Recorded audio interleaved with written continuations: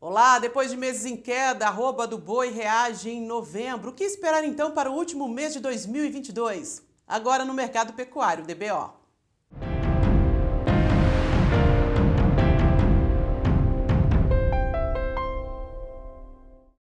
A menor oferta de animais acabados é o que deve ditar e também pressionar para cima o preço da arroba nessa reta final de 2022. A menor oferta de animais terminados em confinamento aumenta o poder de negociação para o pecuarista que cria pasto, que não vai entregar a qualquer preço o seu animal. Ainda mais com a volta das chuvas, né? E com as pastagens se recuperando. Tanto é que o boi China teve uma valorização maior no mês de novembro, ou uma recuperação dos preços. É que a indústria voltou a pagar o ágio de 10 até 15 reais para quem tem animais jovens para entregar. Lembrando que dias atrás o preço pago por esse animal jovem estava igual ao do boi comum, em torno de 280 reais. Para falar de mercado pecuário nesse mês de dezembro, resta final de 2022, a gente recebe hoje o médico veterinário Iberville Neto, HN Agro, que está aqui para explicar como deve ficar aí o último mês do ano. O que esperar do preço da arroba agora em dezembro, Iberville? Olá, Juliana, olá a todos. Do lado da demanda, nós esperamos uma boa demanda ao longo de dezembro. Quando eu falo boa demanda, é sempre colocando no contexto de que a gente não está num ano de demanda forte, mas uma melhoria de demanda consistente é esperada nessa reta final do ano. Então, se o consumo doméstico ganha importância, esse consumo doméstico ele é relevante para uma parcela maior dos frigoríficos, na verdade, para todos os frigoríficos, ele é importante. E quando a gente fala de exportação para a China, de exportação para algum mercado específico, não são todos os frigoríficos que atendem esse mercado. Então, ao longo do ano, nós tivemos alguns momentos de mercado puxando pelas exportações, mas isso tinha que vir pela demanda dos grandes frigoríficos, que algumas vezes tinham animais a termo, na verdade, boa parte do ano tiveram animais a termo de uma maneira relativamente confortável. Então, agora o que acontece? Agora a gente tem uma demanda dando mais espaço para o escoamento dos frigoríficos menores, que trabalham menos com animais a termo, possuem programações mais apertadas. Então, é justamente uma combinação favorável a uma busca mais ativa por essas empresas pequenas, consequentemente, algum fôlego para o boi gordo. E a gente tem um cenário que não aceita tanta pressão, não aceita tanto desaforo do lado do comprador. Então, o frigorífico já precisa ofertar valores mais atrativos para tentar negociar e tentar ganhar os lotes do pecuarista. Mesmo com a baixa do ciclo pecuário e o aumento dos abates que a gente tem visto praticamente todos os meses de 2022, você acredita que esse momento, onde diminui o número de animais confinados, aumenta o poder do pecuarista que tem animal no pasto em negociar, a gente ainda vai ver um aumento dos abates por causa da baixa do ciclo pecuário? Ou esse momento aí da natureza permite que ele segure sua boiada à espera de preços melhores? Juliana, pensando agora nessa reta final do ano, normalmente a última quinzena é de um ritmo menor de abates, a menos que a gente tenha uma situação muito específica de exportações fortes naquela época. Se não, dezembro, normalmente o maior volume de abates ocorre na primeira quinzena, e depois essa carne vai fluindo ao longo da cadeia para chegar ali no consumidor final na segunda quinzena, que é o melhor período de demanda doméstica por carne bovina no ano. Alongando um pouco, pensando em abates ao longo de 2023, a gente espera um aumento. Esse aumento deve estar relacionado à diminuição da rentabilidade da cria no último ano, e isso afeta o descarte de fêmeas, vacas e novilhas. Consequentemente, a gente tem um acréscimo da oferta de gado. E esse acréscimo geralmente é sentido em março e maio, são os meses de maior volume de vacas e novilhas abatidas. Então, quando a gente pega na média dos anos, a distribuição dos abates de fêmeas, os picos ocorrem normalmente em março e maio. Março relacionados ao pós-estação de monta, diagnóstico de gestação e descarte, e maio a chegada da seca, que aí aumenta a oferta tanto de machos como de fêmeas, mas em um ano de descarte de fêmeas essa oferta é pronunciada e acaba pressionando um pouco mais. A volta do ágio pago para o animal jovem destinado à China tem a ver com a retomada das compras pelo país ou é só a menor oferta de animais desse tipo? Como o gado China ele precisa ser um gado jovem, com até 30 meses, a gente usa como referência, E esse gado jovem, ele normalmente é oriundo de confinamento, ou melhor, o gado de confinamento normalmente atende esse padrão. O gado de pastagem já vai depender do sistema de terminação ao qual ele foi submetido. Então, isso já faz com que a tranquilidade para comprar gado com até 30 meses diminua nessa época do ano. Você acredita, então, que esse ágio possa aumentar aí nos próximos dias, essa diferença?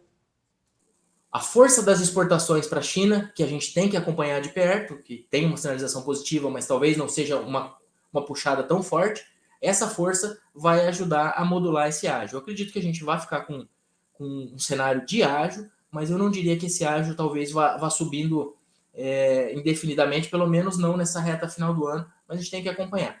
No começo de 2022, por exemplo, esse ágio ele abriu muito.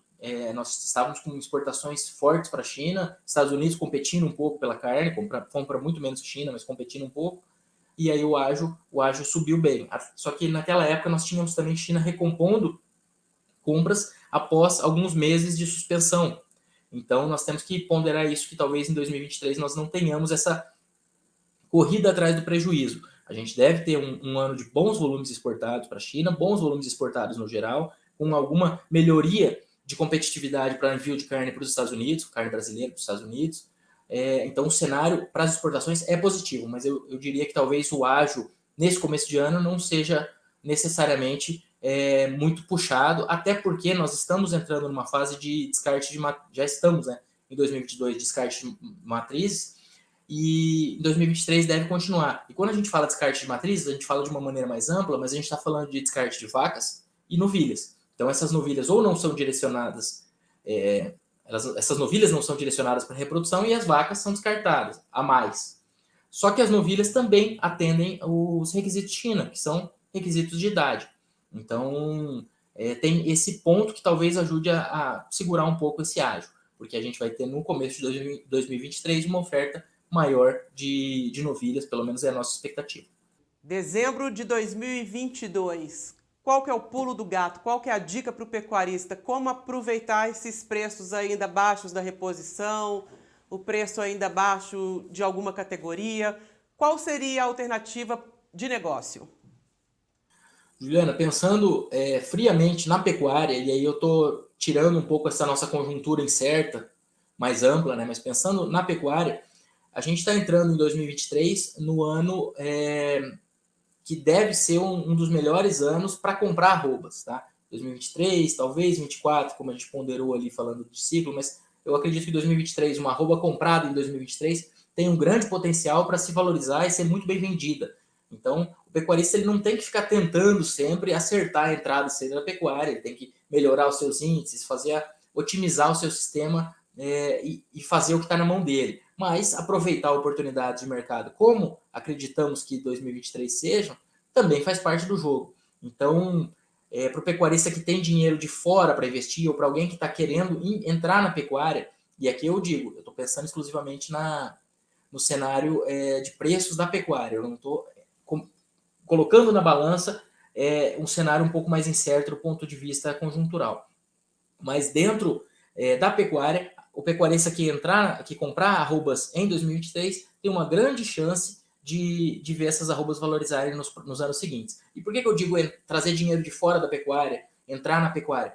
Porque quando a gente está trabalhando com uma troca, ela oscila, ela melhora, ela piora, mas quando a gente tem grandes saltos ou grandes quedas, normalmente as categorias vão relativamente próximas. Quando a gente pega um dinheiro de fora da pecuária com uma arroba desvalorizada, esse dinheiro ele entra na atividade e vê aí uma alta forte nos anos seguintes, que a gente pega, se a gente fizer um histórico aí desde o início do plano real, a gente teve momentos da arroba subir mais de 30% ao ano em um intervalo de 24 meses, se a gente considerar a compra do bezerro e venda de um animal com 36 meses, esse animal, em alguns casos, ele teve uma valorização das arrobas compradas de mais de 30% ao ano, tá? Então isso é muito, muito bom sob qualquer ponto de vista.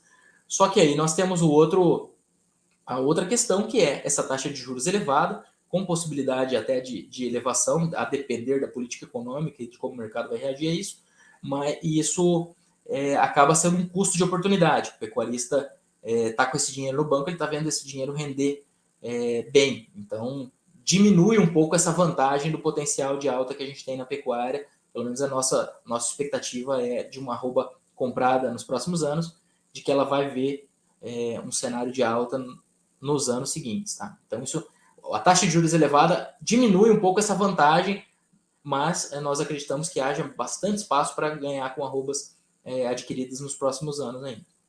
Iberville, agradeço muito sua participação. Obrigado, é um prazer. E você ajuda a fazer o Mercado Pecuário DBO. Mande a sua pergunta ou dúvida para os endereços que aparecem aqui no Instagram e no WhatsApp.